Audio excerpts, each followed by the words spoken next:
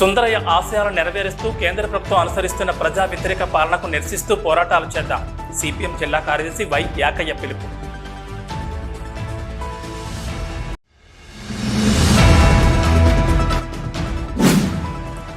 ప్రజల చప్పట్లు పొగడ్తలే కళాకారుల కడుపు నిండేలా చేస్తాయి.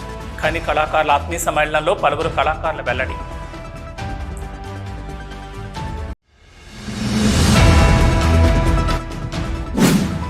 నకిలీ విత్తనాల రవాణా విక్రయాలపై ప్రత్యేక నిఘా. నకిలీ విత్తన అక్రమార్కులపై పీడీ యాక్ట్ అమలు. Ramagundam police commissioner M Srinivas వెల్లడి.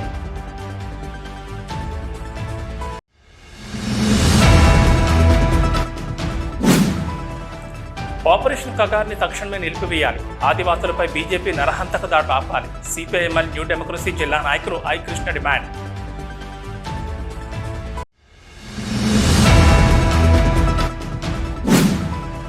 గోదావరి ఖని పట్టణంలో జరిగిన జీ తెలుగు వారి డ్రామా జూనియర్ 7 ఆడిషన్స్.